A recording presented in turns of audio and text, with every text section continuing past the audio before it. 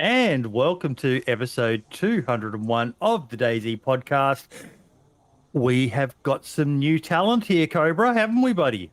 Yeah, excited for this one. My boy Alex is back. And we got a new... I haven't met Farrell before, but happy. Let's get it done. Oh, mate. She came highly recommended by the one, the only, Mr. Scotty Doesn't Know. There you go. And I spent about 45 minutes in chat with Farrell getting to know her because I hadn't met her before either, and hit it off like anything. She's awesome, absolutely awesome, and probably the smartest person on the panel. No, I find that hard to believe, but thank you. No, I The best part of it time lurking on the Discord. That's my natural habitat.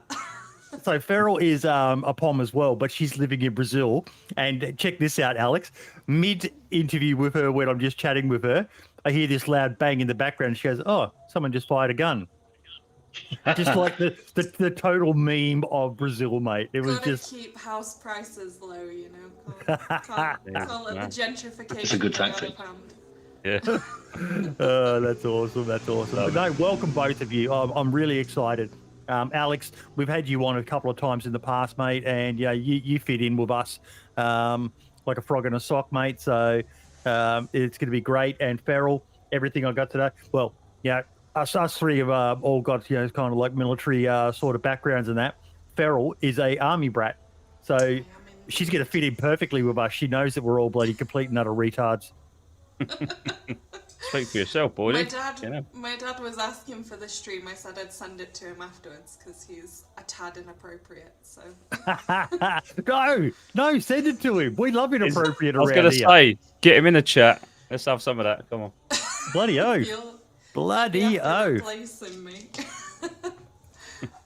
But no, welcome both of you. I'm really excited for we've hit 200 episodes last week, and we're still going strong. And with everything that's happening around DayZ at the moment, I can't foresee it not continuing for the indefinite future. It's just insane at the moment, isn't it, Alex?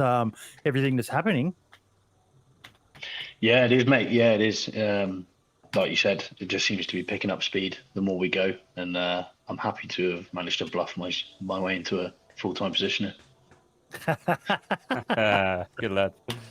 How long No, have that's you awesome. guys all been playing? Did you all start right at the beginning, or? Yeah, I never really played. Sorry, we're just getting some feedback there. Your mic is a bit quiet. Let me see if I can turn your volume up. Say something now, Ferrell. Hello, hello. It's probably my noise suppression because of the party next door. Yeah, I did put Okay. that in chat. Yeah, we can still hear you though. Unless you But want a bit of background music, I'll turn it down. is it Latino music? It's Brazilian funk. I don't know if you're familiar. Brazilian funk. I've Bit not even heard of that. Marmite, yeah.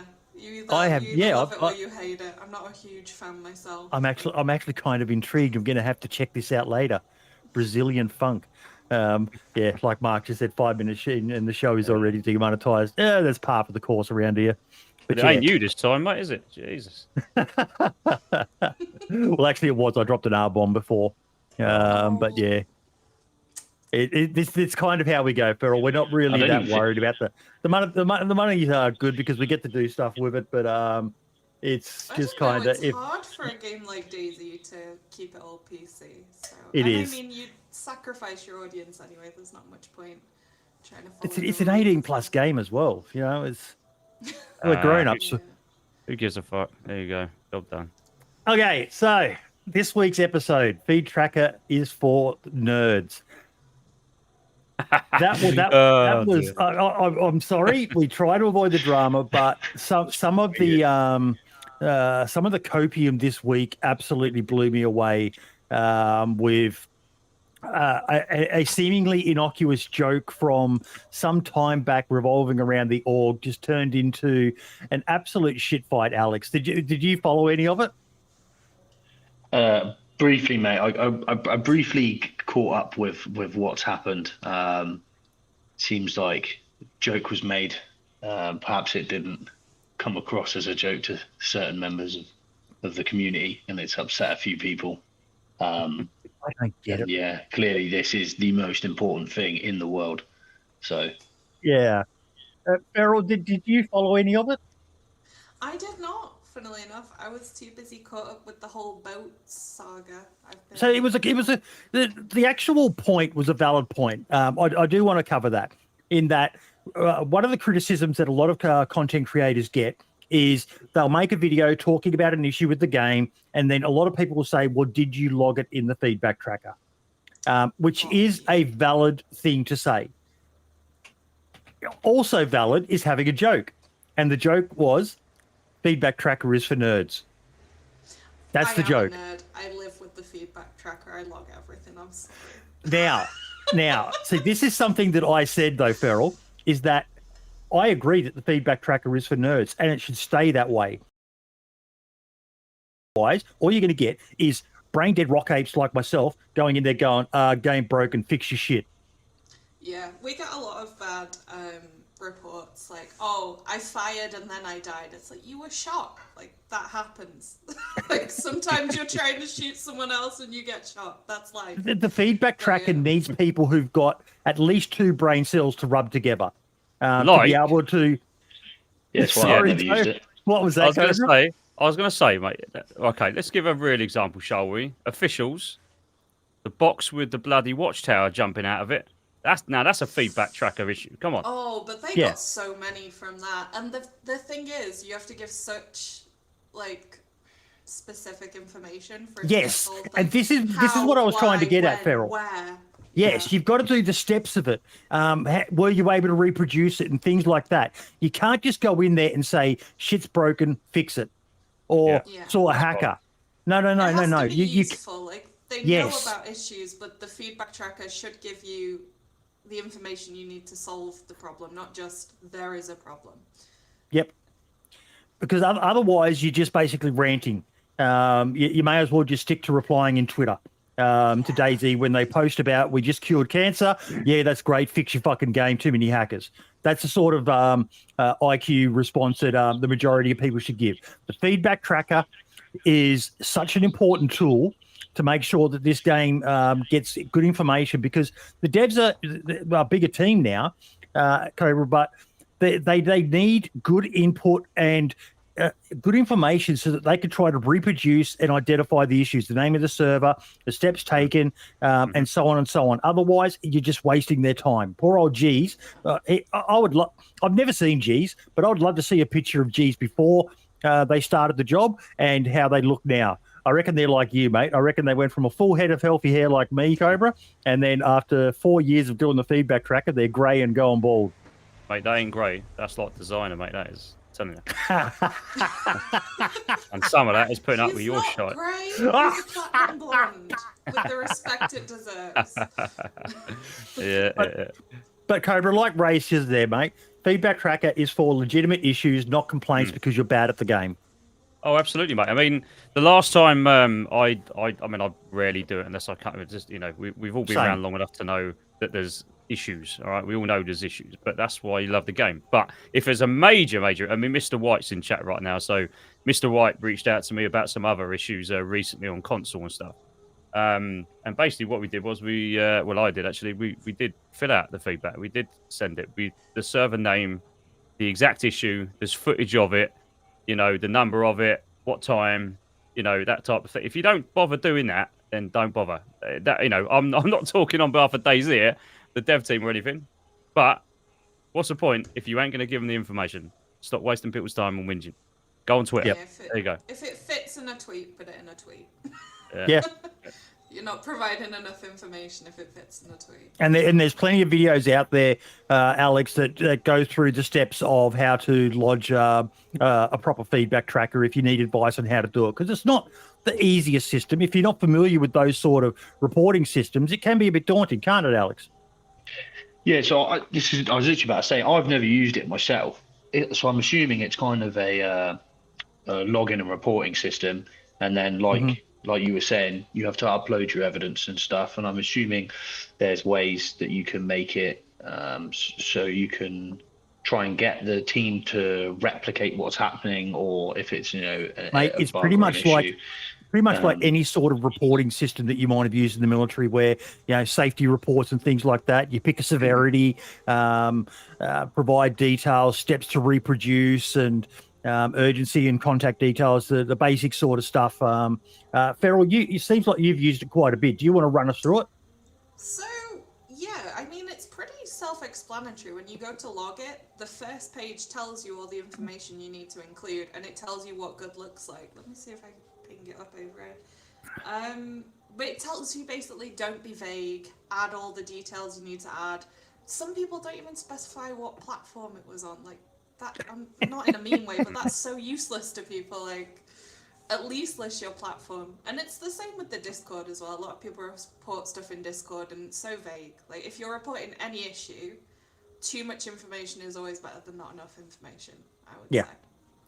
Yep. And if you're on PC, you can send your logs, which is really handy. Send your logs. There's a video on how to get to them, and you can... Actually, that's always a good time to remind people to make sure you go in and clear your crash logs as well. You will be absolutely stunned if you've never done it before. You will have gigabytes. And I have had screenshots sent to me of people with over 100 gigabytes of crash logs. I don't know how the hell text files can take up so much space, but apparently they do. BI are probably getting all of our banking details as well. I'm just joking, BI. I'm just joking. Just a joke. I'm a nerd. Calm down. But yeah, it can be massive. Clearing your logs regularly is also good, because then you only have the relevant bit. So yeah. Yep. Podcast doesn't even have the feedback tracker linked in their description. Are they proper fans? Bloody marks, I'll isn't go and get it. He's left. He left less than 5 minutes ago, and he's already back giving you grief. I know, right? Fucking. I'll do what I usually do. This is terrible. One of my friends on here has the feedback tracker listed in their info, and I always steal it from their profile every time I need it. That's we probably actually need to do that. That is actually a valid point. Yeah, that's fair enough. Yeah. I'll remember to do it after the show. Not anyway. Yeah, but no, it was crazy seeing people get so upset over pretty much just a silly throwaway comment. And yeah, like I specified when I did a tweet earlier this week, because I just love tweeting and trying to rile everyone up. I think once again it's amazing that BI have hired from within the community. Someone who's known. We've seen DOJ, we've seen Jacob Mango, Arkansas, Steve Salkatesh, Marks now. It's awesome. Yeah. Don't forget Lad. Who? Don't forget Lad. Who's Lad? Oh, yeah, exactly that. We forgot. All right. No, we can't forget Lad, mate. I sent him a care package because it's got to be crazy for these guys to move from an environment they know. Probably something you understand quite well, Ferrell, being a lovely young British lass and now living in Brazil. But Prague isn't that far different. It's still a European country in that, but they don't speak English. As far as I understand, Lad and Marks and them, they don't speak Czech either. So, when you up and move away from your family and your friends and everything like that, it could be a bit daunting. And it didn't cost much. I think we talked about it last week, but we sent Lad some a gift voucher to a store there that makes or sells British stuff. And he bought himself a box of cereal, a chocolate orange, a bag of Cadbury milk buttons, and 5 Iron Brews. The Iron Brew. That boy. Yeah. Worth it just for the Iron Brew. And he's even got now. He can even get a drinks thing, so he don't spill in. There's not going to be no more Iron Brew spillage. The sippy cup, yes. He can buy one of our custom patented Mike Doherty sippy cups. The thing is with that Iron Brew, mate, he gets excited with that stuff, doesn't he? He starts does. having a couple of them, and it goes all wrong. So, yeah. I don't know if that's a good idea or not. That's when he's adding something to his Iron Brew. Is when Lad goes all wrong. But yeah, there's quite a few Brits on the dev team now, isn't there? So at least yes, not yep. So yeah. Mark said that. What are these chocolate oranges? Do you know what they are? Terry's chocolate orange. It's not Terry's, it's mine. Come on, you're joking, aren't you? You don't know what chocolate orange is?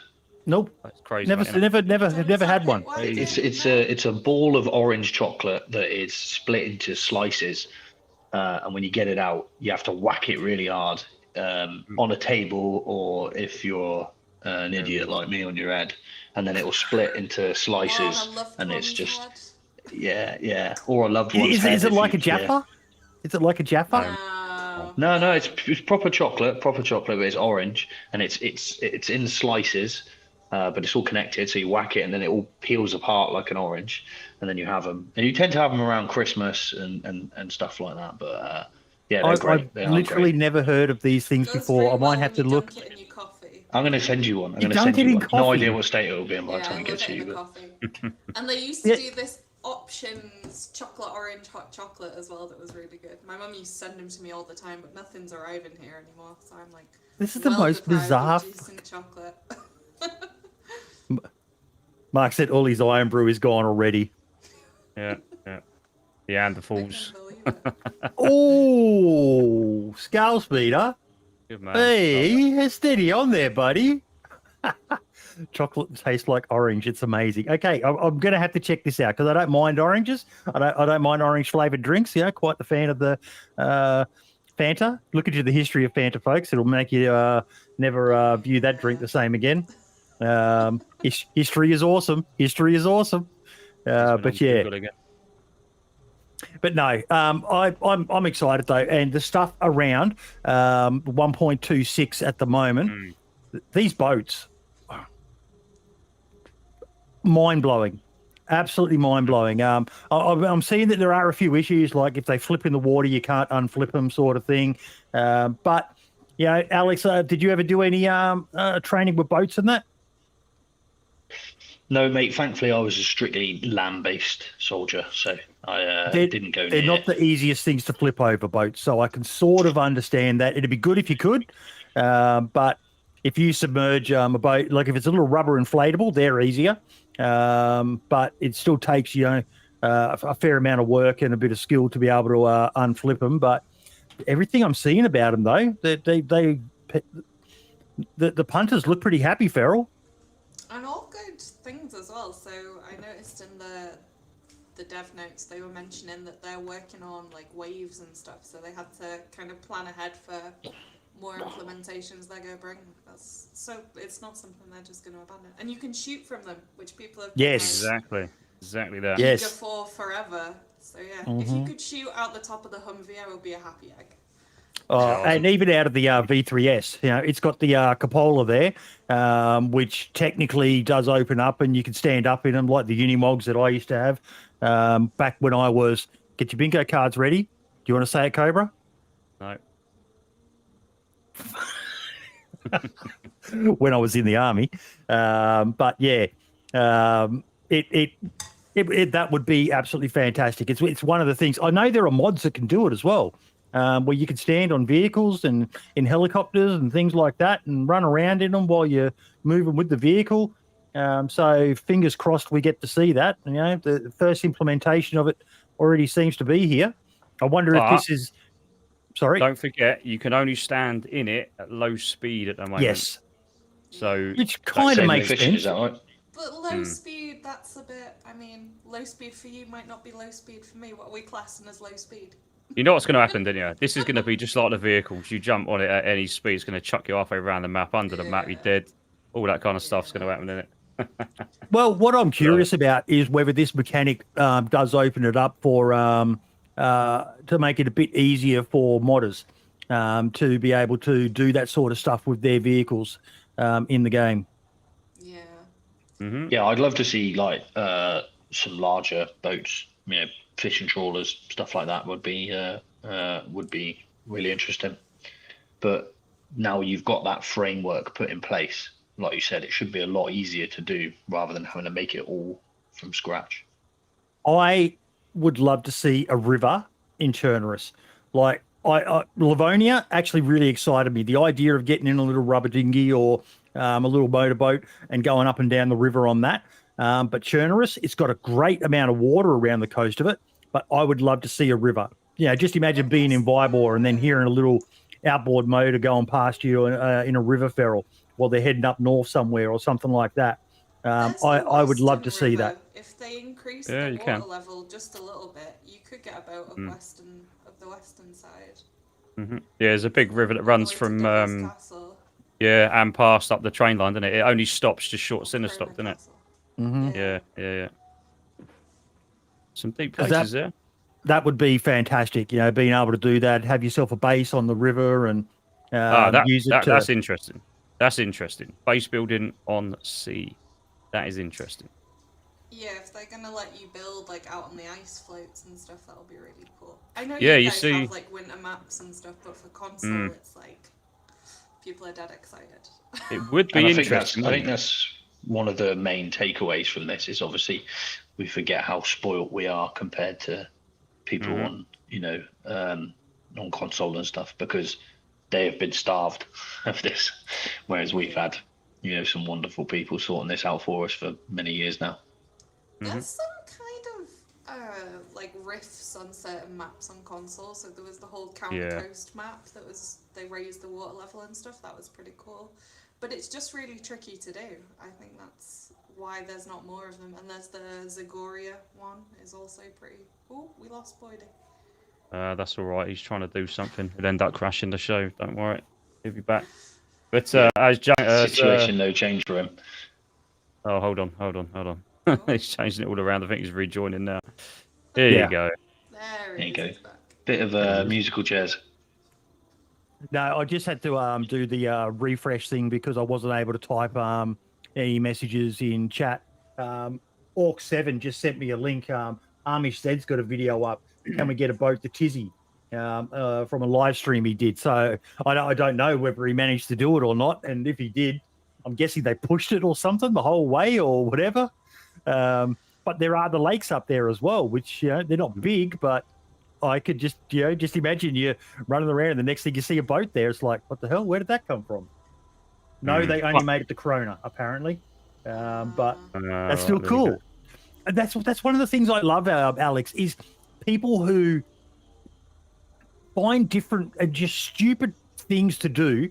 And it's one of the things that keeps DayZ relevant.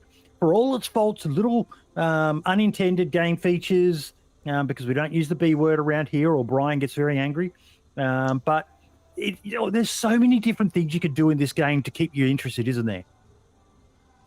Yeah, exactly, and that's that. Last time I was on, we kind of spoke about that. I think that's one of the reasons it's been so successful is because it's not like a traditional game. It is a sandbox, and they give you these tools, and you are free to do whatever you want with them, and that's why we get just the wide range of different amazing things coming out of it, and there's always something to dip your toe into. One person's idea of what's a good idea is not someone else's, and that's completely fine. It's still the same thing, and it's just constantly improving and getting better, and people are coming up with new ideas and stuff. It's just, I think that is 100% the reason it's so successful to this day. Yeah. Modded team, there you go. It's definitely what you make it, isn't it? Like, and I mean, some of my best friends I have in my whole life I met playing DayZ, which is so random. Like, you just meet very strange people on there. In the best possible way, I suppose. But yeah. Strange, you were right the first time. Very strange people, some of them. Very strange folk, yeah. But it's good we all have a place to go, It's important. Exactly. What But else there has is some been interesting exciting? things there, though. Yeah, Well, well, it is. I mean, other interesting things there on the boats. I mean, I'm not sure if everyone has been aware of those videos, but obviously, you've got 4 different colours, haven't you? You've got the orange, I think you've got the white and black. whatever the white. Yeah, Camo, you've got the there's black a camo one. Yeah. It has 3 gears, doesn't it? So drive, neutral, reverse. I think it goes at about 50 odd, doesn't it? 50 kilometers an hour or something like that. Top speed, or 55, something like that, I think. So it's going to be interesting, but there's no infantry yet. So, But, would you have inventory on a boat? Well, I don't know. Yeah, If- for sure. I Yeah, think for you sure. would. In a rib, you could fit spare fuel, food. I liked close. a That's comment I completely- saw where someone said sea chest. One that Be able to attach a automatically sea chest. fits in. Yeah. So Yep. 100 slot, whatever. I think the thing with that is, as it evolves, you will probably start to be able to store a speedboat on the dock, maybe, or at one of the coastline bloody boat houses where you can kind of make a little base or something. That'd be pretty cool. So You've got Well, they drift, right? there's a bigger question here. We know they've got boats for Sarkle, and the obvious reason there, island map and all the rest of it. But Chernarus is their bay. Chernarus is, when you think DayZ, everyone thinks Chernarus. Other than for the novelty of it and being able to move around the coast, I'm seeing people hinting from the live stream that Marks and that did the other day. One comment stood out to me. You guys are really avoiding talking about islands, aren't you? Now, what island was the first footage of DayZ ever recorded on? I'm talking about DayZ mod. It was Utes. And Utes is an island off the coast of Chernarus. And if we go back and we put on our tinfoil hats here, remember all that stuff ages back with the Yellow King and the map and all the stuff that was drawn on it, and the question mark, I think, where Utes roughly was. Are we going to see them add Utes back to the game? Are we going to maybe see stuff like an oil rig with some high tier loot that you need a boat to get out to? Because swimming, usually you just go straight to hypothermic and you'll die before you get there. So you're going to need that boat. But there's a lot of options there, not just around Sarkle, but for them to do more with their bay, with Chernarus. What do you think about that, Feral? I've seen some really cool console maps where they've built massive oil rigs and they've almost put half of industrial Cherno on top of them, and it does get really cool, and it adds something to the game. So you spawn on the coast, you see something out there, instead of immediately running inland, you're thinking, oh, how can I get geared enough to get to the oil rig? Because you're going to get whatever it happens to be there. yeah, it'd be great on the mouse. Yeah. Ulterior has one, doesn't it? If I'm not mistaken. I see this getting said a bit. The domes that appeared on Sarkle and that, and people sounding like Rust. It's kind of, I get where you're coming from, but don't think it's just them copying, because an oil rig is such a common thing. And relatively easy to add. If you think about it, if shit was starting to go pear-shaped, fuel is something that is very, very important for the world. to keep our vehicles going. So governments are going to place a lot of focus on keeping things like oil rigs going. So the idea that there might be high tier loot there, even just fuel, is pretty important. But it's an easy thing. But there's many other options. They could add an aircraft carrier in the ocean off there. There's so many different things they could do, Alex, in the way of high value locations to get people. It doesn't even need to be an aircraft carrier. It could just be a warship of some sort. I think fuel would be really cool because I don't know if you guys watched Wobo's deep dive into the audio files and stuff. They have like generators switching on and lighting and stuff. So if fuel becomes like something you need, like you need to fuel up generators with something other than gasoline or whatever, having an oil rig would link really well to that. Definitely. So you could power up buildings and what have you. Yeah, So no, it's a good point. That's reminded me of like Call of Duty old school zombies where you have to turn on the machine and stuff. That would be really cool. I love that. Switch on Bit the of a power. throwback. God, I don't think I played Call of Duty Zombies in over 10 years. But yeah. My dad has what a played game. nothing else for 10 years. He still plays DayZ, which is like, I think it came out in like 2004 or something. Wait, did you say your dad? 10 years old. Yeah. Still Gamer plays dad. DayZ. Gamer dad. This Can't girl's hack into street DayZ cred is yet, just though. rising and rising. I've been trying to drag him over to DayZ for like months now. He's very And reluctant look, to go down it'll DayZ. literally be. It's a common thing that we see with a lot of veterans. When I say veteran, I just mean anyone who served, whether you served in active service or not. But once you start playing DayZ, it just hits a certain spot, doesn't it, Alex? There's a little It does, mate. feeling that once you get out of the military that you never really get again. And DayZ, it's not the same, but it's the closest. That permadeath and realizing everything's on the line. There's no feeling like it, is there, mate? No, yeah. There's every time I think back to my service, I think, oh yeah, it was good, but I'm glad I'm finished now. And then it's times like that when it's dark, and you've got a rifle, and you're in a tree line, and you're led up, and you're waiting to go roll somebody up who's on their way through, and it's times like that I think, oh yeah, I wouldn't mind doing that one more time.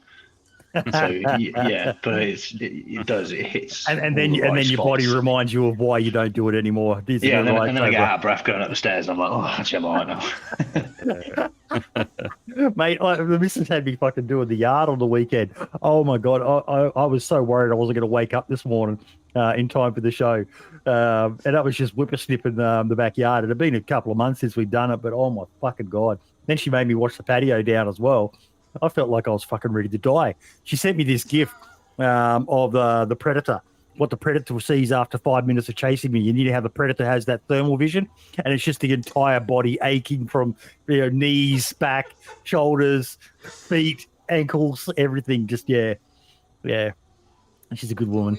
Makes me laugh. We've just gone through like building work now, and like the builders who were doing the work for us, they look like kids. Like they look like they were like 18 years old, running around with like sacks of cement on both shoulders and stuff. And I was like, it's tiring to watch you do that. Like, Do you know what? We are sounding just like trying to bloody enjoy a granddads and coffee. grannies here. This ain't good. This ain't good, people. I still think I'm quite young myself. No, but you are, mate. You're a silver fox, mate, out there doing your nude sea kayaking streams for everyone on OnlyFans. It's impressive to see a guy like you, mate. Mate, do you want to plug that a bit?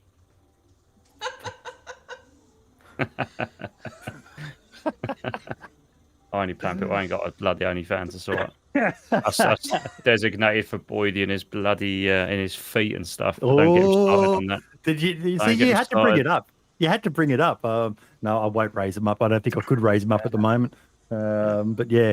And it just popped up in chat there, folks. Make sure you're adding Frostline to your wish list because it's just absolutely amazing. And Syntex, thank you so much, mate. That is a huge little dono there.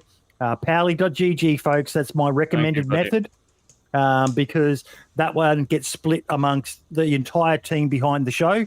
So thank you so much, mate.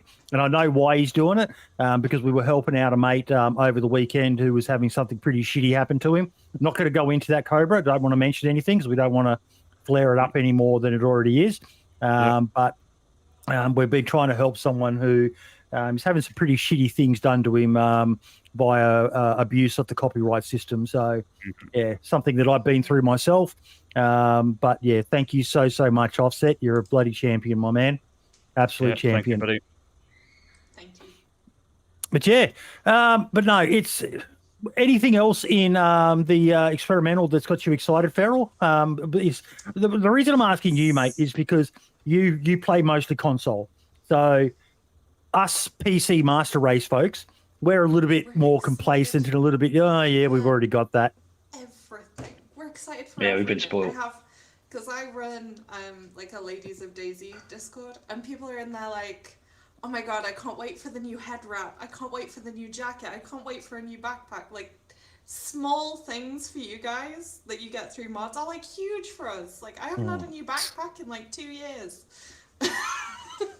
So it's the last one nice was the to get leather these satchels, little the side bags, Yeah. and then the making the one with the little wet dry bag. Yeah, the little sling bags and that are pretty cute, and the over-the-shoulder things. I like the canvas one. The canvas one's really nice. But like a proper like chunky backpack would be lovely. Like, I really love the hiking backpacks. I wish they had more of those. I'm very hiker core when I play DayZ. I like my little hiking jacket, hiking backpack, headlamp. But yeah, we're all Pure very excited about, survivalist. like, many things. I was going And to say, do you get shot a lot, Beryl? No, funnily Are enough. you on But PvE or are you? My womanly wiles do save me more often than not. I've saved myself with my voice more often than I'd like to admit. But, And look, run I'm around Red sorry. Sport. I'm sorry. I agree with her and what Josie just said in chat there. It's not about how well you play. It's about how good you look playing. Fashion is king in Chernarus. Until Yeah, we come look and good, take feel you good, fight here, good. Roger. if you see someone dressed up in cute little colourful hiking gear and you see a guy running full Millie gear next to him, which one are you going to shoot? You're going to shoot the Millie guy. He's got better stuff. Well, I suppose that is a bit of a new, a bit of a tactic, isn't it? But Yeah.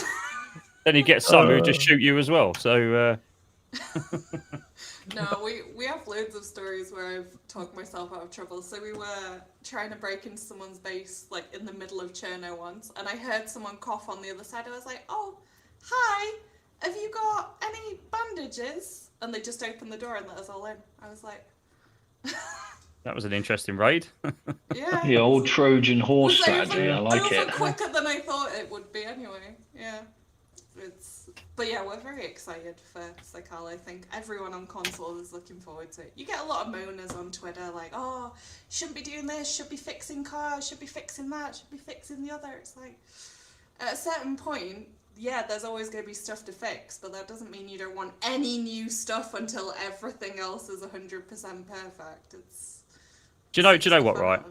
The only thing I would say, before Body moves on to something else, around official servers is we are due a base build improvement on officials. Bro, right? Other than need it. that, don't care. Everything else is good. Don't worry about it. New stuff. No, I wasn't moving on to anything else. I was just showing that picture, which was the thing behind what Facility said in there. Hello, lady, gentlemen, and boy D cunt. Because, yeah. That was just something that I posted on Twitter it's amazing when you post things like that and the amount of engagement you get. But yeah, but no, I 100%, we talk about this. It's a bit of a broken record around here, Alex and Ferrell, you guys both being new, I know, but my God, base building, it's the one area of DayZ that it just feels token. It is literally the most token basic bitch base building system ever, and it needs just a little bit of love. Agreed. Yeah. Just I don't know. Just a barricade, man. Just a door, a smaller door, or just something. Anything. Just a door would be like. Yes, to be able to barricade a house, an existing house, as well as build a fence around it using the existing stuff and some watchtowers. Window covers would be awesome. Yeah. I won't lie, I hate doing it. I hate building. because it's just a fucking pain in the ass. There's so much stuff to remember. I can never remember what I need. I can do about the bare minimum. I'd rather just, have a good time. But I've got a but there are. I could share with you, Alex. I just every time I'm like, right, okay, maybe I'll do it, and then I attempt the ex-infantry DIY. It just goes downhill. I'm like, oh god. Just gotta stick how many walls you want, and it'll spit out all the stuff you need to go gather. A little shopping list. I love a shopping list. Yeah, see, I can do that. I can do doors and walls, but when you start getting to some of the more crazy designs, honestly, it is so simple on DayZ, Alex. It is, other than the only hard thing with it is really understanding the buildings that you're trying to build in, because if you're just building out in the open, it's crazy too. But if you're building in an actual, like a warehouse or something like that, it's very important to know what you need to block off, what you don't need to block off, what people can glitch through, what people can just not even really glitch, but just climb through, what windows don't actually stop someone from entering. That's where, when you first start base building, that you'll have trouble. So I always recommend, even if you're the nicest player of DayZ, if you're playing on a server where you're going to be building bases, especially if they've got build anywhere in that, you need to do base raiding, because it's one of those things you can't know how to defend if you don't know what your weaknesses are. I remember my first attempts at building, I was getting raided all the time until someone said, Boydie, these windows don't actually stop anyone. And I'm like, what? And they said, yeah, have you tried to climb through them? And I went, no. And they said, just drive your car up and you can just basically walk through this window like it doesn't exist. And if you don't know that, you're going to be setting yourself up for failure, Cobra. Well, I mean, I was just about to say, that's how I actually originally learned, other than PvP, and learned how to play the game. So for years, I've been teaching people how to break into all of these bases, whether they're official, modded, how to go through little bloody holes that you wouldn't think of. Windows, obviously, now the windows with the metal bars and you can't climb through anymore. But there's loads of other ways around those type of things. Obviously, we're talking here completely legitimate ways. We don't do anything other than that. But you know what, though? There's a big market for that. How legitimate a raid are we talking? Because my buddy, she'll get in anywhere. I don't know whether it's illegal absolutely. what she's doing, but she's like a little ferret. You just let her go, she's in there. There are so many ways. One of the biggest things I get asked is, right, and this is so simple. This is so simple, right? So there's a big, fully built watchtower. Let's make it easy. Forget build anywhere. Forget modded servers. Go official, right? So you build a full watchtower, right? Now, most people know if you build a full watchtower, you need to build another watchtower exactly the same, facing it, so that all you do is add one gate in the middle, and that is the safest way to kind of build any kind of watchtower. But what people forget is finding the sheet metal to finish off the top of that is sometimes the hardest bit in carrying transporting, unless you've got a vehicle. So the easiest way to break into them is to build your way in. It's that simple. Build another watchtower next to it. Jump over. That's one of the easiest ways of doing it. Secondly, you need to know the ratio of grenades or claymores and grenades, or you can have the M79, the amount of explosive, all of this type of stuff. If you know how to do that, how many bullets from an M4 5.56 will actually take down one part of a fence or a frame, all these little things you only learn from either raiding yourself, building and trying to break in yourself, or do what I do on my streams and go around raiding people. That's it. Where it gets hard, Alex, is that when it comes to PC, there's so many different options out there for building and for storage, and that's where a lot of the confusion comes in. Vanilla is pretty basic, pretty easy to understand, but depending on what community server you're playing on, they could be using their own proprietary building system. And then you've got ones like, I saw it mentioned in chat, that's why I brought it up, like Bishop's Workshop, immersive storages. We've covered this one in the past, where he just uses existing stuff, so it's all fairly easy on the computers. But you've got Helkiana's a much stuff pack. Then you've got, the DayZ expansion mod. You've got base building plus. There's there's so many different methods out there, and that's where it gets a bit confusing. And then every server has, you've got, I think it's the Northmen where you can only raid through gates. You can't raid through walls. You've got quite a few. So that's where it gets very confusing. What's it like on console though for bases, Feral? What do you want? Do you want a gate? Do you want a wall? Or do you want a watchtower? You can pick any of them. What do you want? One of the three. I'm talking more That's about my mental bandwidth. or the different communities and that though. How widespread is it? Is it popular? Is it? I would say unofficial. I find way more stashes than bases. That west side of the map, if you run up there on Cherno, you'll every 20, 30, 50 feet, you'll run across someone's little stash. And it's usually a bright blue tent. The guys who go for the green tent, you don't get spotted as much, but I always find those blue canopy tents up and down the west side of the map. There's hundreds of them. They're everywhere. You guys might think you've got it hard on console, but I can tell you that there's a lot of people on PC who missed the golden days before bases, and when it was the same. It was barrels and stashes, and probably the most overpowered item in the game for those interested in having a stash is the improvised shelter. It is the number one item, especially on maps like Livonia, even on the Molsk, in some of the areas of the forest there. You can literally run up on one of them and not realize it was there until you stop running and you're going, wait, why can't I run through? And then you look down and it pops up improvised shelter and you're like, shit, didn't even see that.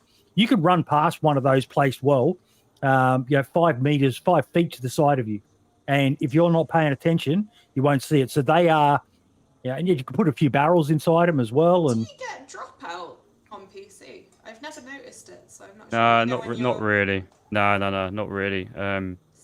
Mate, on officials you don't, if you're on PC, unless you've got a really poor internet connection. But console, I've still got a PS5 as well, which I barely use anymore. I did start out on PS5, but I'm gonna give a little tip away here for those golden little nugget tip here. So if you're searching, I'm gonna do it because this is so easy. I do this on my streams all the time. I give people tips on this, but anyway, when it comes to the shelters, most of you are looking for the wrong things. If you're searching for shelters, don't search for shelters. What you do is you search for shapes, objects that are different from the terrain and color differences. That's all. Wouldn't it be good if someone had a video of, on how to see things, Alex? Wouldn't that be really good? Yeah, it would, mate. Yeah. Could drop a link. I mean, so you've done a video on it too, Cobra. Well, I've done why things are seen. I know what Alex has done. He'll probably talk about it in a minute from his perspective. But in terms of purely finding stashes, bases, all that kind of stuff, I've done videos on how to spot them without looking for them. And I'll hand over to Alex, who will no doubt tell you his perspective.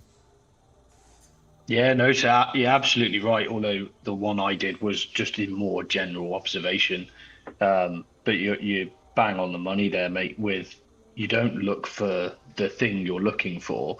You look for things that don't fit the area they're in. There's, like we said, there's no straight lines in nature.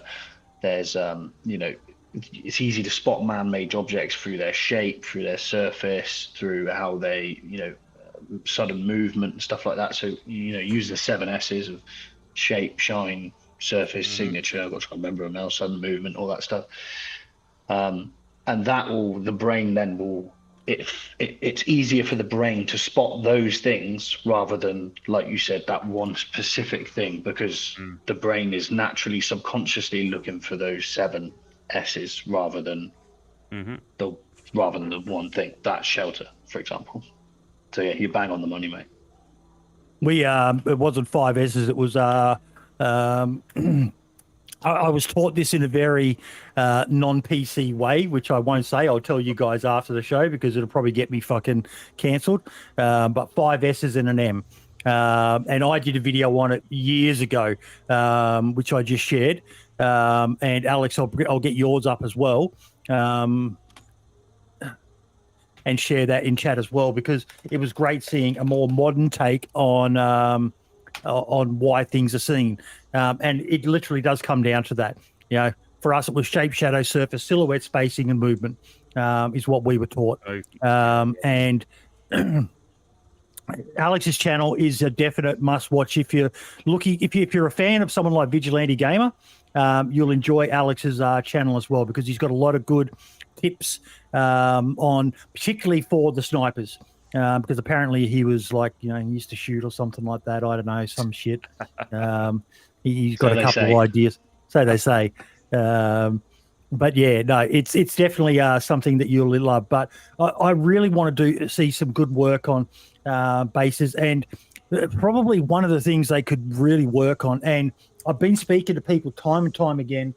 Something that I really want to see. Sorry, console, but someone needs to make some better base defense mods. And I'm not talking about auto turrets like in Rust, but I'm talking about just simple things like electrified barbed wire, which is apparently in the files that you can do. Better systems for landmines, because currently at the moment you just place them on the surface, and yes, it would still effectively work, and they still do work. But I've got a big love-hate relationship with landmines.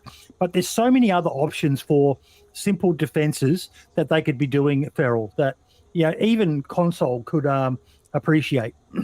I'd like to see some more, because I think a lot of the current defenses and the mods are very melee-fied. Like, it's like your landmines, your grenades, maybe a bear trap.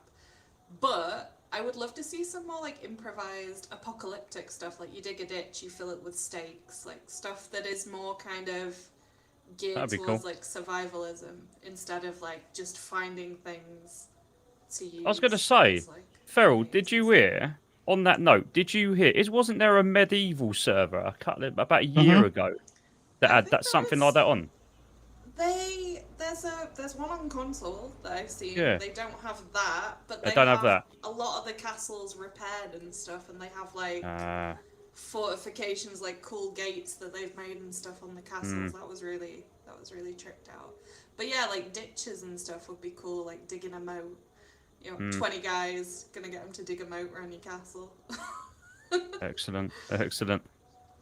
Yeah, just found your video. Real sniper tactics observation. And it was pretty much the same as mine. Mine just popped into my head. I had an encounter that I used in mine, and that one encounter pretty much summed up everything that I needed to show to say the 5 S's and an M. And it's like Cobra said at the beginning, folks. Once you start to get that mindset of just looking for things that stand out, you'll find your way of playing DayZ changes. It just instantly, you'll just start noticing little things and you go, what the hell was that? What's that over there? And you'll pay a bit more attention to things that just stand out more. Yeah, sure. Sometimes, bloody Matty Ice and his Bitterroot, those rocks that are in the trees, that gets me every fucking time, because that rings every alarm bell, doesn't it, Alex? It's something that shouldn't be there. And the color, the contrast and everything is just but I actually said to him, don't remove it, mate, because I haven't been that on edge playing DayZ in a long, long time. Those fucking rocks in the trees just keep me constantly on alert. The old clicker.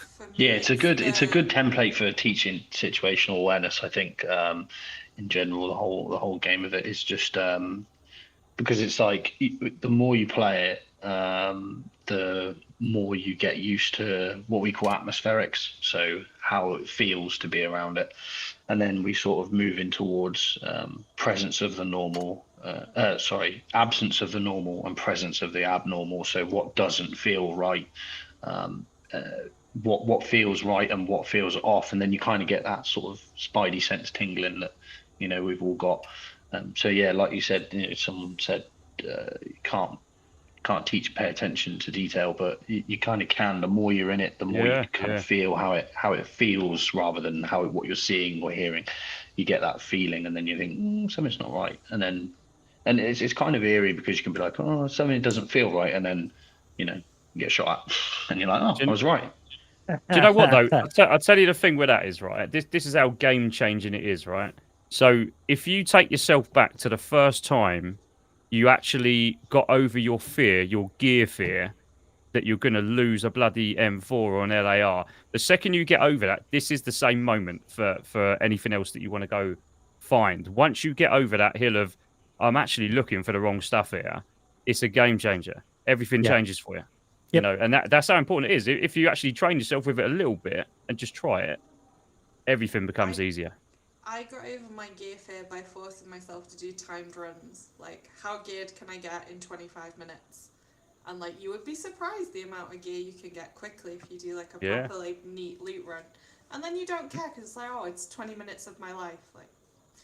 And then once you do that as well, you end up being able to do those awesome things like, you know, you go all the way up to Tizzy, get all the gear, go all the way back down to the coast and go, I'm geared now. What am I going to do? And you find a freshie and you go, here you go, buddy, kill me. And you start all over again.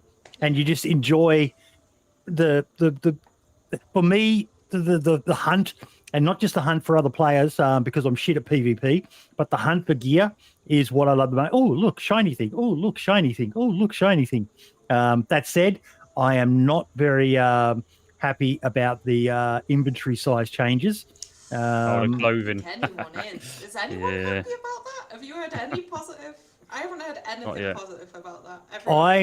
I'm very confused. I'm very confused by it because, Alex, Cobra, have you done much camping, Feral? Yeah. Yep. So you're aware as well, like your backpacks can fit a fair amount of stuff in them. If you know how to pack, you can fit a lot in them. But I think they've tackled this wrong, me personally, myself. I've always said what's in your backpack should be off limits. And Alex, I've had people argue with me. I can access my backpack while it's on there, and I'm like, what sort of pack are you carrying, bro? Like, for me, about the only thing I could ever access was sometimes maybe a pouch on the side of the backpack to get a water bottle or something like that.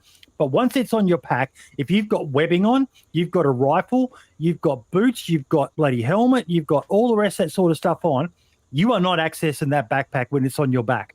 If you put something in your backpack, it's basically, and the problem is, and the Running Man did a great post on this, being able to have, I've done it because I'm a loot whore, but being able to access a fully functioning AR, assault rifle of some variety from your backpack in 2 seconds is bullshit.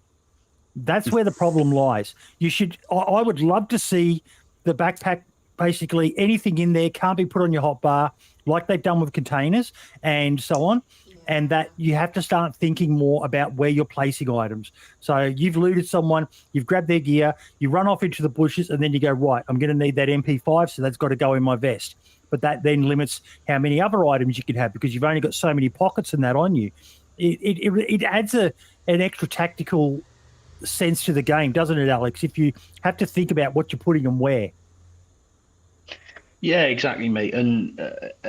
And yeah, so we would always have, your stuff you don't really need at the bottom, like your sleeping bag or something like that. You'd have at your bottom, and then the higher you got up through the bag, the more important you would need it. And then at the top is, almost certainly guaranteed to be water and ammo. And any sort of firefight you get in, the bag comes off straight away anyway, because it's probably really fucking heavy. And if you're lying down trying to shoot and it's on the back of your head, you can't fire really movement with a backpack on is not nice, is it? You just take it off straight away anyway. And then that way, if you need to get more ammo, it's right next to you. Because like you said, trying to mess about like this, I don't care if you're whatever his name is, Mr. Fantastic, you're not getting it out. So yeah, you are right. I just don't know how you would implement that. I know Tarkov has some elements of you can't use stuff out your bag, but I'm not sure how you would implement it. But it's certainly an interesting idea. Maybe you'd have to get it in your hands first before you could get a weapon out or something. But yeah, that's like the new cooking pot thing, isn't it? So if you put a cooking pot in your inventory, you can't access what's in it without taking a cooking pot out now. Which I think is a really good idea. It's that's how it should be. So I wonder if they would ever do anything similar for bags. But yeah. That would be interesting, wouldn't it? I mean, I personally, it would be that much different for me. I'd have to get used to that if you couldn't access what's in your backpack inventory without taking it off. Maybe I'm not sure it would.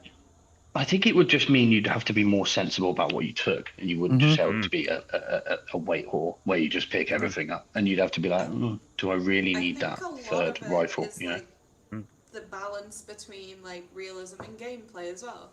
So like, if the friction is not adding fun, then what's the point of it? Like, if it takes you half an hour to fish a fish, but you're not actively enjoying that, like, is it worth doing? If you're trying to run across the map, you have to stop every 5 minutes to get stuff out your backpack. Is that adding to the fun, or is that just adding unnecessary friction to your gameplay? Do you know what I mean? And don't forget, there's so many different ways to play this game. I mean, Boydie just come up with, I'll get a run, I got up to, Tizzy if I can, then I'm done. I want to come back to the coast and it's kind of done. Well, there's stalking in the game, there's base building, there's loads you can do. That I don't play that way at all. I like to hunt people, I like to raid bases, there's so many different things. And I think these little changes here, again, you got to go through them. I mean, as Jacob says there, he thinks it's a good thing. And people don't like change, do they? That's the thing. People don't like change. But once you get used to the change, it's all good. So okay. My thing on this, and I can see we've got Lad in the chat there, and I agree. I agree you should not be able to carry 5 guns in a big backpack or something like that. Now, this is the backpack I took to Prague. You can't really see it because I've got the green screen on, but it's pretty much this size. So it's a decent average size, probably about the size of a Tulum. There is a handful of decent AR-style weapons in the world that would fit in that backpack. You guys went about it wrong, in my opinion. I'm sorry, but you done fucked it up. You should have made the guns bigger. A Mosin should never have been able to fit into even a mountain backpack. It just doesn't fit. I've fired a Mosin. Yeah. I've got a video of it on my footage. That thing is almost as fucking tall as me. No, I'm being a bit facetious there. The Tundra with the bottle silencer through the car roof drive anyone else insane, or is that just me? That really does my head in. Breaks the immersion of the whole moment, And then there's a great element that the game Scum has. And I'm sorry to bring this up because I know we're a DayZ podcast, but Scum has one of the best inventory management systems I've seen, in that not only is it about the size of the item, but it's also about the weight of the item.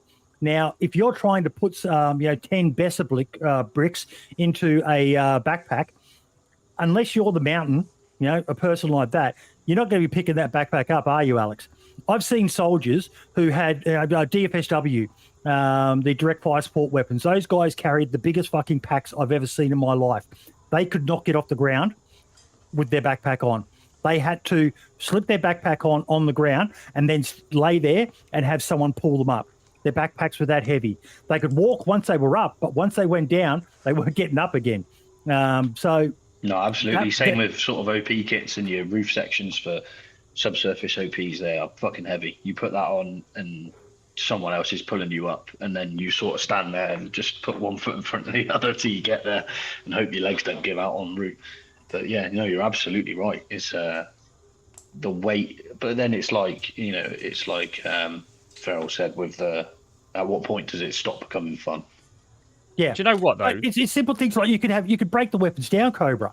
Because there's something like a Steyr Org. It is literally just a little lever behind the barrel, and you can take the barrel off, and then that thing becomes something that would easily fit into the backpack I just showed before. But it's disassembled, so it can't be pulled out and used. Yeah. There's another way to think about it. Weapons for cleaning would be really good. I wish they'd had that. Like, you can't just bang a gun cleaning kit on a fully assembled and it sorts weapon. it. That just seems really weird. I mean, there's something else as well. So going back to because modded servers, you've got all these, gun racks and storage items for weapons and whatever else, right? But go back to the basic game. Go back to official, right? I think this is something that could actually, thinking about it during this conversation, I've never really thought about it before, but I think this is a good thing, right? So if they did go down the route of saying, right, you can't fit, let's just say the example you use there, a Mosin in your backpack, right? Well, give the official game some form of gun storage rather than a crate or a barrel. Mm-hmm. Give them a gun rack kit or something in official. That there solves the problem straight off. Why would you run with 4 guns? Alex, you were a sniper. Now, for those who know much about snipers, they generally, your sniper rifle is not your patrol carry weapon, is it?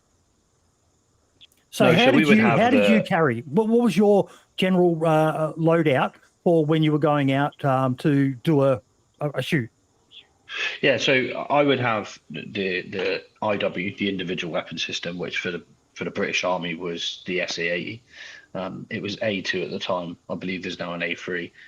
I would have a pistol, sort of 10 mags of ammo for my rifle, couple of mags of ammo for my pistol, and for a couple of grenades. But we would carry the number one anyway. Would carry a valise, which is basically a long I'm not sure if you can pull it up. I'm on my iPad, so I won't be able to. But a sniper's valise is basically a long bag, which the AWM would be in. The AWM is obviously quite a large weapon, and it can fold at the rear, so the buttstock can fold inwards like that. So it's sort of it's not quite in half, but at the end of the barrel, it can fold from then on, and you would then slide that in the valise, and it would stay in the valise until you were at your FFP or just past your FFP, which is final fire position, so where you're going to take your shot from.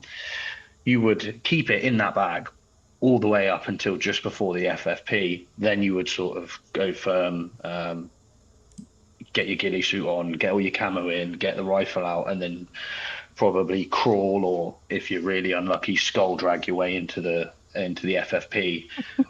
But like you said, you're not just leaving kit about on the floor everywhere. If my AWM's come out of that bag, well, then my IW's going straight back in it. It's because it's not a what they say. They used to say a tidy gun line is a happy gun line. You don't have kit lying around everywhere. If you're not using it, it's put away. So there's none of this stuff. But yeah, like you said, it's not. I wasn't walking around with just shit hanging off me everywhere. If it wasn't being used, it was packed away somewhere, and it would only be brought out when it was being used. It would be used, and it would be put back away again. And that's kind of how we did things. There was smarter ways to do it than it's basically. I'm sorry, BI. I love you guys, but they basically just went for the easiest version of making enemies harder, and that's just adding more hit points.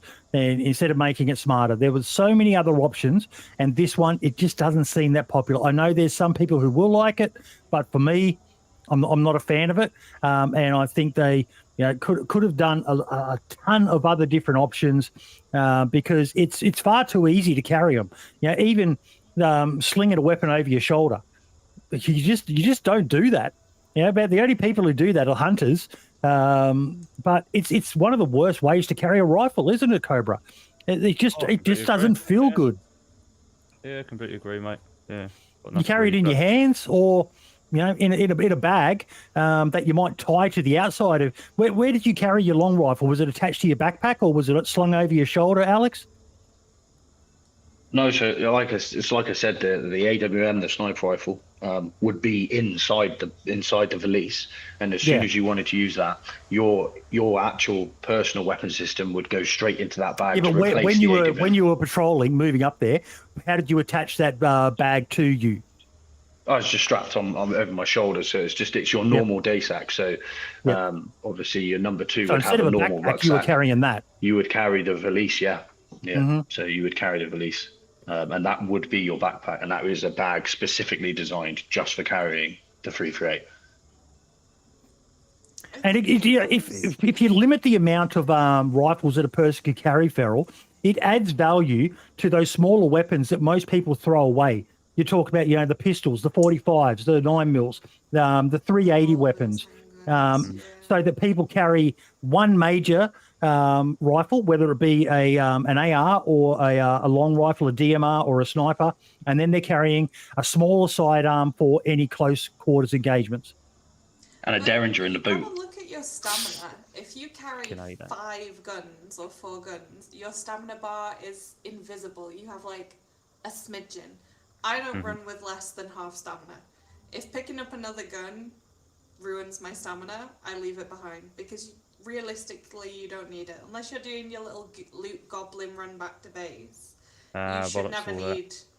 Yeah, you can't be carrying like 4 guns. That's just ridiculous. And again, this is something I don't understand. Obviously, there are loot whores out there, but basically, when I run, I have 0 in a backpack, and I'd have a hunter's backpack or combat backpack. I would have normally 1 weapon. All right, if I'm going to go hunting, I'll take a sniper. I'll probably go Savannah, VSD, whatever, SVD. But if I'm not, and I'm going into militaries, I'll carry an M4 LAR, one of them. I won't carry anything else because one, if you die, you're losing 2, 3, 4 guns at a time. Why would you do that?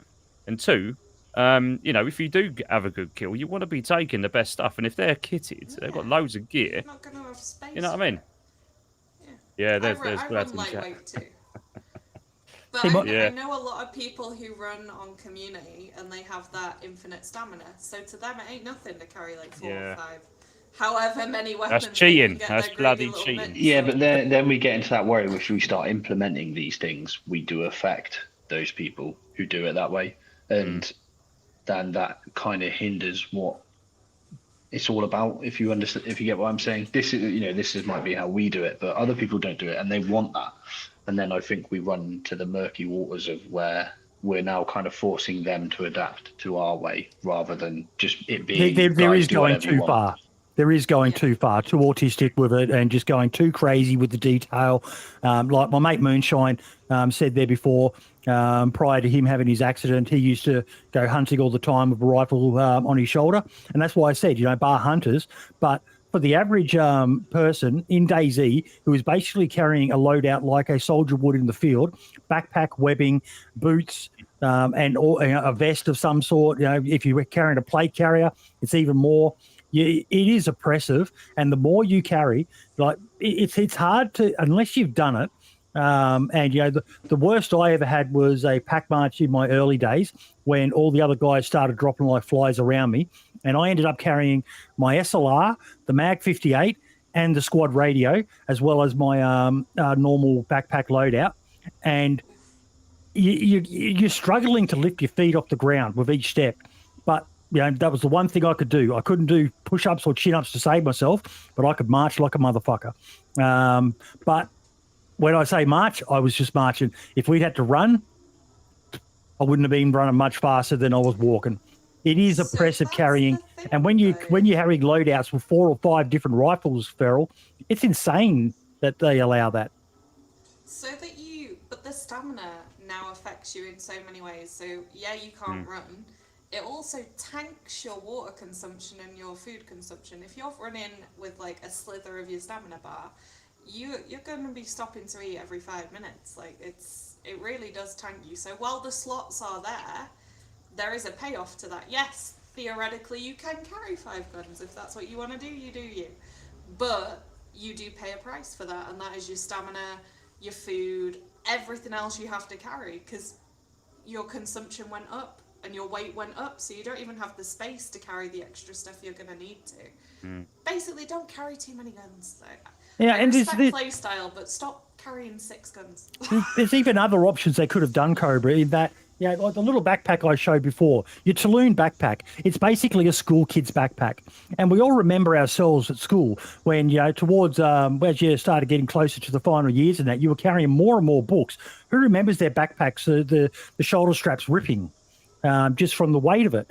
And when you come to your bigger backpacks, your military style ones, they're not made with the same cheap materials in most cases. They're made with much stronger materials to be able to carry much greater weights. There was so many other options rather than just they're carrying too much, we're just going to shrink the inventory size. They should have played with the sizes of the items to make them incompatible. There are some backpacks, the mountain backpack. I don't think you can put a Mosin in that sideways. You had to spin it, which kind of made sense, but it would stick out like a flagpole, which I saw someone mention earlier on in chat about cars and that. But there were so many other options rather than just the simple version that they went with. I think we've just lost Feral there. Maybe there's been another shooting in Brazil. I hope not. when I was chatting with her before the show, just walked in. Yeah, exactly. she actually had shots fired outside where she lives when I was speaking with her the other day. So that's not just me being cruel. That's an actual, something from what happened. So, but no, a lot of other options. But I do want to move on to something else that came out this week, and that's our boy Rag Tyson. He's released I called it what I understood it to be, Cobra. Rag vehicle thinking on GitHub. All right, he's basically released a how-to guide of how to make vehicles in DayZ using the classic Land Rover that everyone seems to love, which I've got to applaud him for doing that, because that's just brilliant to share that sort of information with everyone. Yeah, fair play. I haven't seen it myself, unfortunately, on this one, but let me bring it up. Jump over. Yeah, I'd be interested to see it. Let's have a look. Without breaking the stream, mate. It's only a okay. So share screen.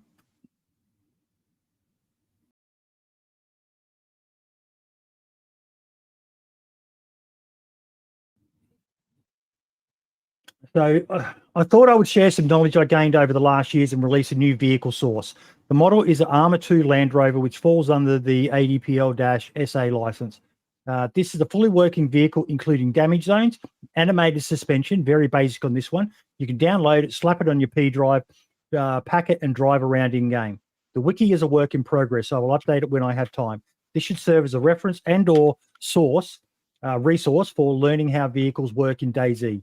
And he's got a link to GitHub and a link to his wiki with all the information that he's sharing about it.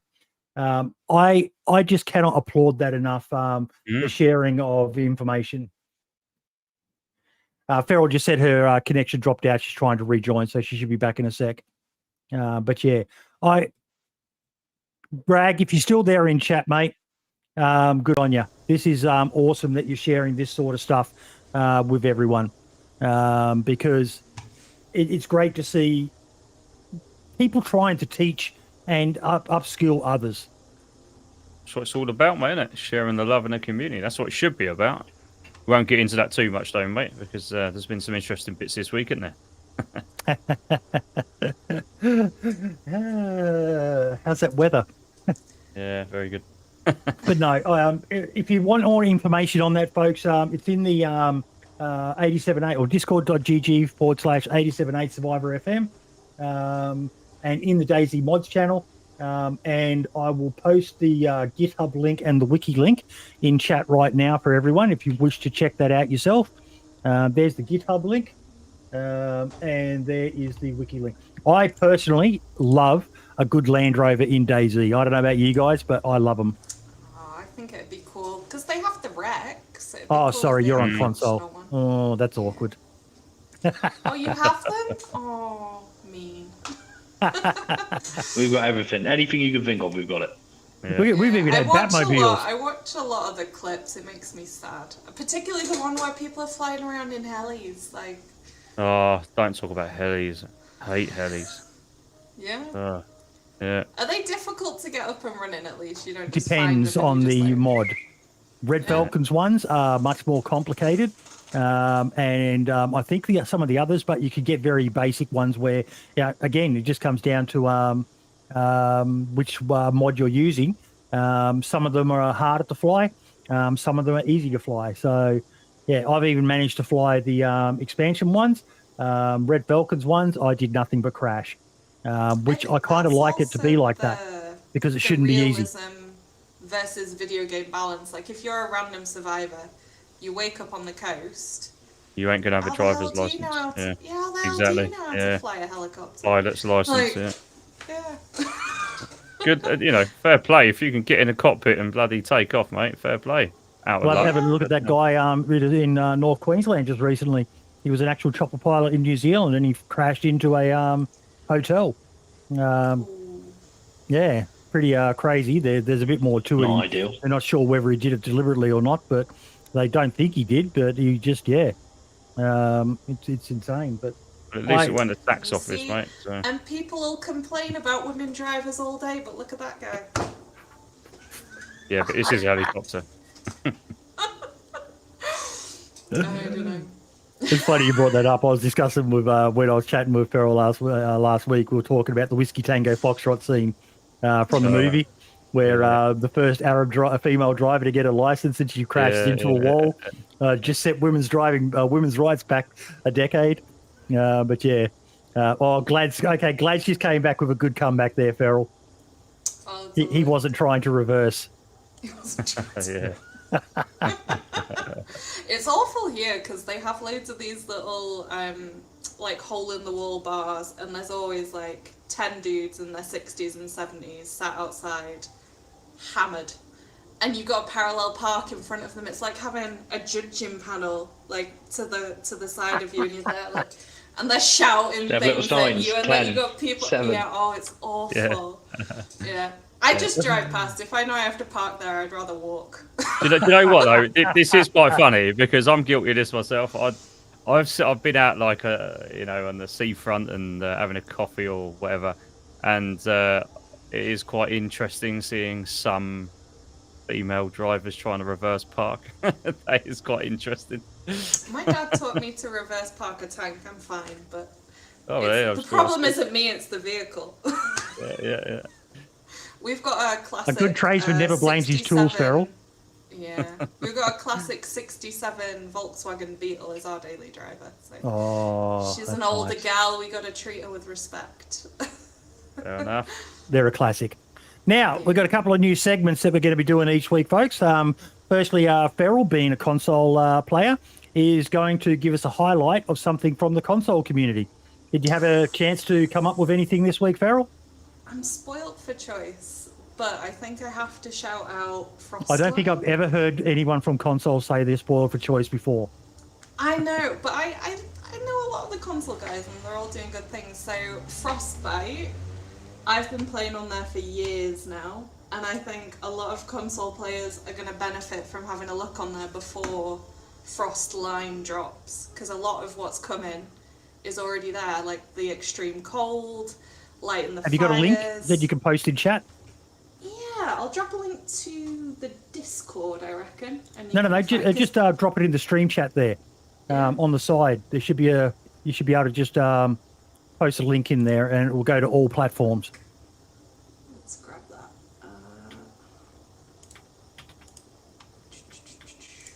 Oh, there we go. So they've got 3 different servers, I think. Sorry, I've got to interrupt here. Always streams. I'm sorry, bro, but saying console is the proper way to experience DayZ is like saying a love doll is the proper way to experience sex. I'm sorry, bro. It just doesn't compare to the real thing. Brutal. PC Master Race. Hey, Alex. Nah, I feel weird when I don't have my controller in my hands. I mess around on PC every now and then, but I feel naked without it. It's a part of me. I don't like the whole disjointed thing with mouse here, keyboard there. It just doesn't feel natural. Oh, do you know what though? When I first switched from a PlayStation to PC for DayZ only, I was a little bit scared. The first the first week, I was like, shit, I can't mouse even and keyboard fire. Is daunting. What's this bloody button do? But again, it's like everything else. You get used to it a couple of weeks, you're good. I like to go on there. I use a lot of the editor to have a look at new maps and just be nosy at what I don't have. But now, did you get that link for their Discord? I just sent it. Did it not go through?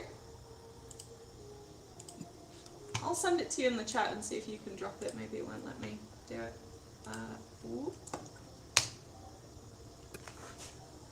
It said it's sent. I can see it. It's up there near... It's above Glad's. 620 for me. Did it go? Yeah, there you go. Yeah, no, I didn't see it. Really nice community on there, and it is a proper hardcore server. Like, it's a taste of what's to come with Sakal, I think, and I think a lot of people benefit from it. It's really hardcore stuff, and they are a lovely bunch. I mean, don't get me wrong, they will murder you on sight, but they're a lovely bunch. Mm-hmm. Where's the way? It's not a good DayZ server if you don't get murdered on sight. But yeah. But no, and that's going to be something. If you've got something that you would like to share from the console, obviously Feral knows a lot of them. But if you've got something console related that you'd like showcased, reach out to us in the Discord, tag Feral in there, and she can have a look at it and decide whether it's worthy of making the best DayZ podcast. Fuck you, friendly. I love those guys. I was in their chat just last night. But yeah, they've got their actually a big shout out to them. They've got their 100th episode coming up soon as well, folks, which is insane that those guys have lasted. There's been other people who started and finished podcasts We know ourselves, Cobra, just how much work goes into it each week. So a massive shout out to my boys for their 100th episode. I'll definitely be watching that one. It's going to be huge, folks. They've got a really, really good lineup. I won't steal their thunder, but yeah, it's going to be a great episode. Another new segment, though, that we are doing. King Alex, did you get a chance to check out A Community? Oh, no, we've got no audio, mate. Check your microphone down the bottom near the mute button. Little arrow there.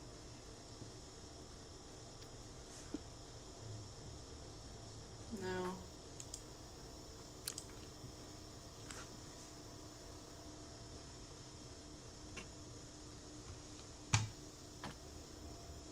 Oh, random gyro. I'm on PlayStation 5.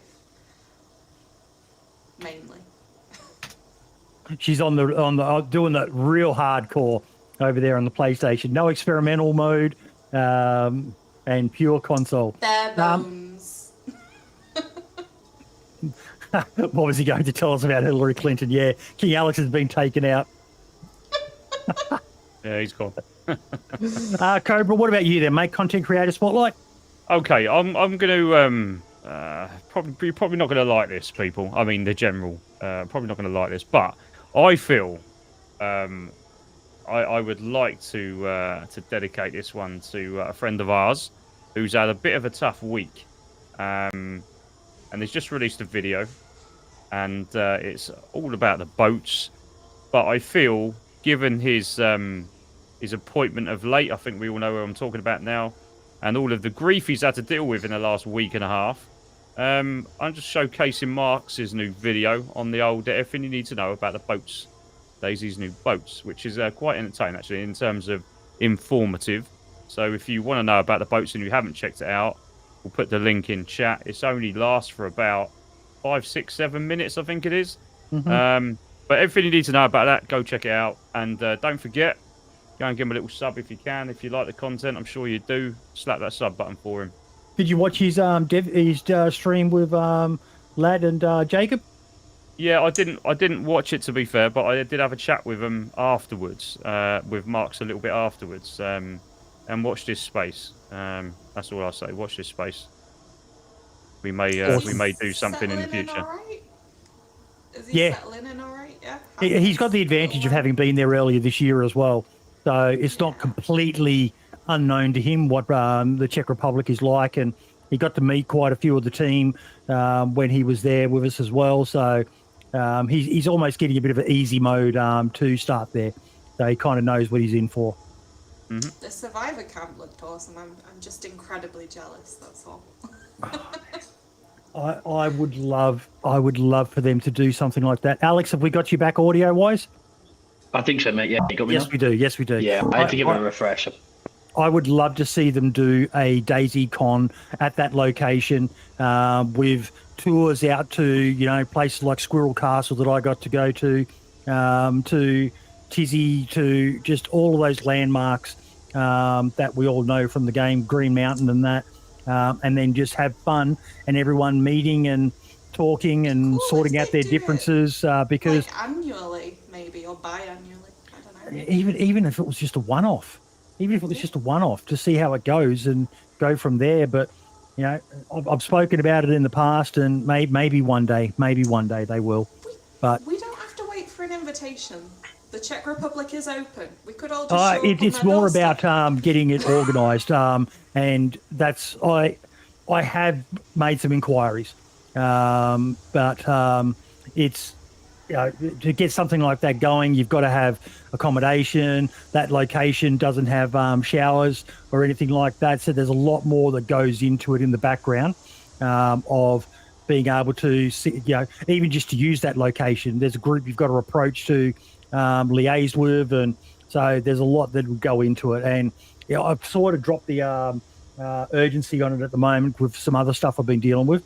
But yeah, that would be absolutely fantastic, because that's the only place you could really do one properly, I think, is in the Czech Republic, a DayZ Con of some sort. They've got all the like locations and stuff. That hike they went on, I was even jealous of that. See, I'm so simple. Even I ain't take doing me no for a fucking hike. hikes. I ain't doing no No? fucking hikes. I've done that Your shit. rookie days are behind you. Yep. Give me fucking air conditioned fucking 4-wheel comfort. Don't fuck with the wildlife. Alex is laughing because you think the same about it, don't you? It's like, hey, I'm not getting paid to fucking do this. I ain't fucking carrying Yeah, mate. My days of enjoying the outside are long behind me. Having left the military and now being in the private sector, I'm all about 5-star, first class. Nice not air interested. conditioned It's room, glamping, mate. power shower. Yeah. Not interested unless I've got a client paying for me to fly somewhere business class to a nice 5-star hotel. I'm not joining in. I'm not going. I'm staying at home playing DayZ. But the benefit of hiking now is that you get to choose what you put in your big backpack. No one's telling you what to put in there. You take yourself a little chocky bar or something. It'll be great. Don't interest me. Spent Exactly. too much time outside. I'm sorry. I was listening to you going, is she speaking English? Does she not understand? Does she not understand the part of I have no interest in carrying a backpack again? My back couldn't handle it. I'd be You fucking take crying. yourself a little Sherpa or something. You'd be fine. Dude, walking around Prague Climbing and just Everest some of the or that. hills there, I was fucking dying. I got to see a Banksy. There's a Banksy up near the castle up there, and we get up there, and the missus goes, "That's the Banksy," and I went, "What? That's it?" I climbed up here to see that fucking shit. See, I was well trained for this as a kid. You're so My dad was cultured, the mate. king of there's just one more hill. There's just one more hill. There's just one more hill. But yeah, no, I don't mind a hike every now and again. I'm not going every day, but like once in a blue moon ain't bad. Now, we are getting close to wrap-up time, so we'll do that community service spotlight. What community did you want to shout out, King Alex? So I've actually got two communities I think people should check out. I was going to say the first one, but then I thought people might think I'm holding back from a first go. So the first one, which we spoke about earlier in terms of gear fear, this is called Mofo's Deathmatch. And I think this is a perfect place for people who aren't used to getting in shootouts and stuff to sort of try and learn how it is. Because, you could spend hours gearing up and then not actually get into a shootout. So this is a good way to test the waters, learn it a bit in a non-stress-free environment. It's not heavily modded, vanilla guns. There's no crazy kill feed. Just jump in, nice little warm-up, especially if you've been away for a little bit.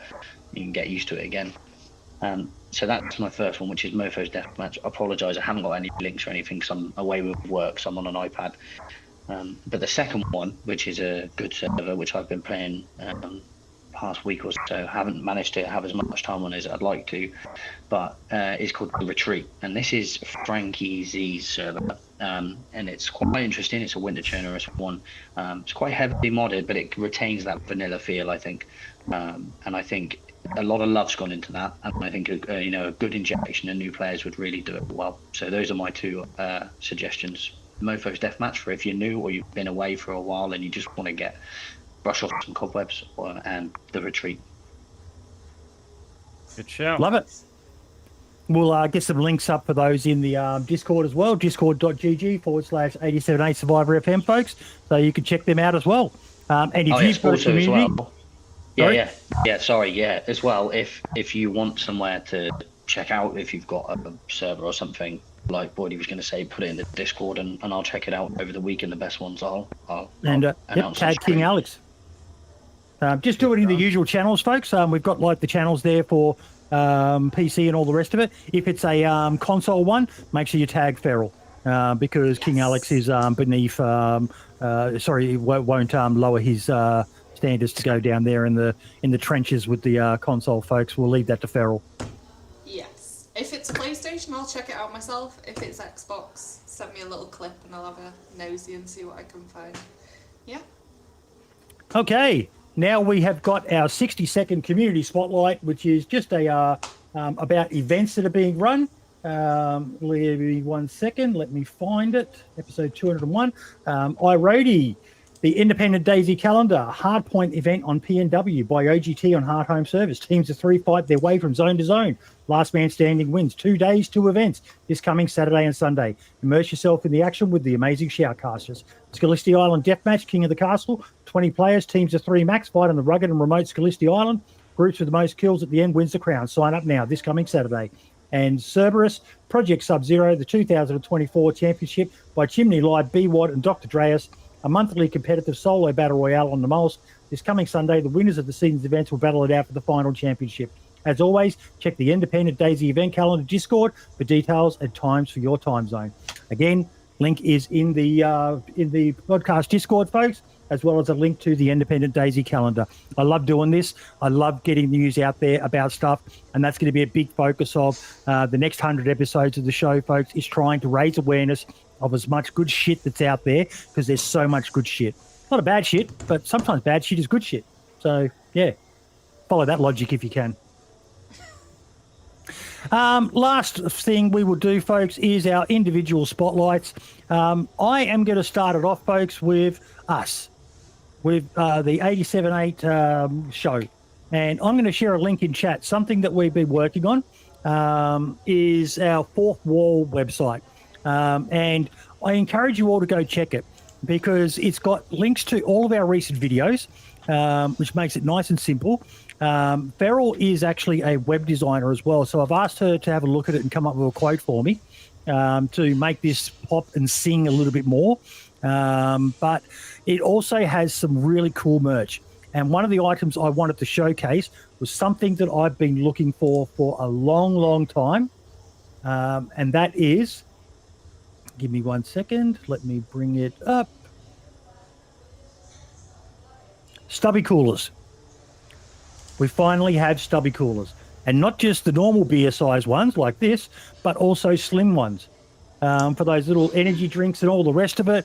We've also got a stainless steel stubby cooler, our thermal coffee mug, and also the classic Mike's sippy cup. So, yeah. Nice. Please go check them out. Anything you get supports us here in the community and enables us to do more awesome things for everyone out there that we try to help and support. And, even just a person I was helping this week, we needed to provide them with some online storage. So I upgraded my Google Share Drive to 2 terabytes, and I've been downloading some stuff for them so that we can keep it safe for them while they're trying to sort out some issues that are going on in the background for them. So, that's just the sort of stuff we do. We don't make a big song and dance of it at the time, but, I do like to let people know that what you're doing when you're supporting us is you're not helping me buy a fucking home in the Maldives or somewhere like that. You're helping us help the community. And if you know of something that someone who might need some help, let us know. If there's something we can do, we'll try to do it.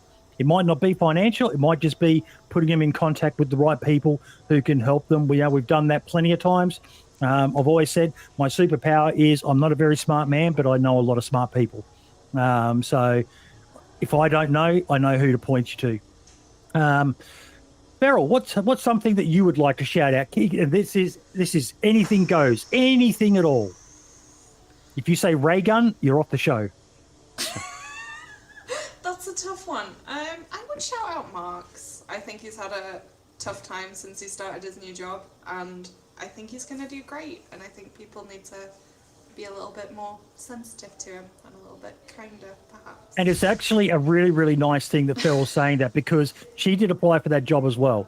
So she missed out to the guy, and she says that about him. So all the rest of you who are upset that he got the job, pull your fucking heads in. Yeah, it's like buying a lottery ticket, guys. Like, you applied for a job, you didn't get it, move on with your life. Like, things happen. And being salty about it means they're probably never going to consider you again. Exactly so, that. Exactly that. Yes. Goes a long way.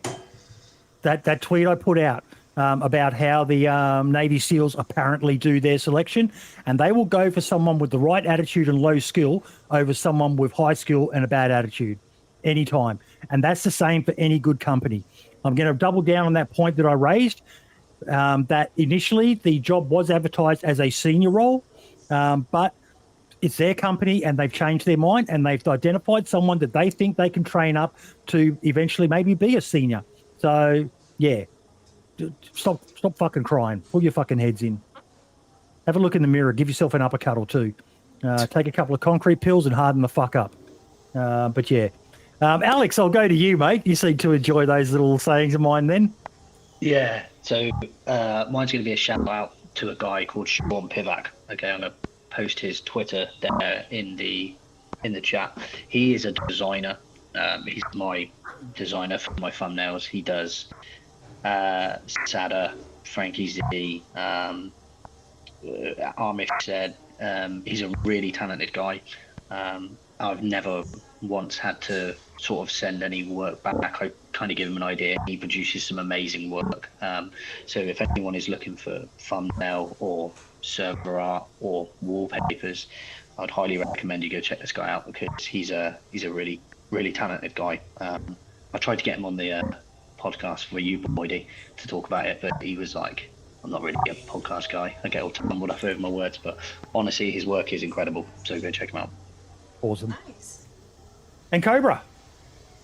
Okay, so for me this week, I normally go off topic here, off of DayZ. I'm going to stay on DayZ this week.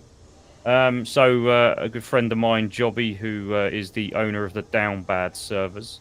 I've just completed my latest video on there actually today, and the server he's got about 4 servers going at the moment. 2 Bitterroots. One is hardcore Bitterroot, which is vanilla style everything, bar a little bit of modded guns. It's a great server. Obviously, we've shouted out Matty Ice for the legendary work he's done on Bitterroot, but Jobby's done something interesting with that server. So if you're into a bit of hardcore, it is a PC server. If you're into a bit of hardcore and it's on the new map Bitterroot, the completed Bitterroot map, go check this out. They've got a great mod on there, which is a new style watch tower type mod. And all I'll say is on it, it looks very different to what any other watchtower you would have seen in the game has. And on top of that, to blow through, bearing in mind I've been raiding on there, there is no C4, so forget the blow bit. You are talking double the amount of tools, ammo, everything to get through one of these big old doors that you have for the new watchtower mod he's got on there. So it was very enjoyable. We spent a week and a half on there, me and my team, and the video will be out next week. So go and take that out. Go and have a look at it. Some great stuff on there. I just realised. Go on. You fuckers have colonised the podcast. You fucking British pricks. You can't stop colonising, can you?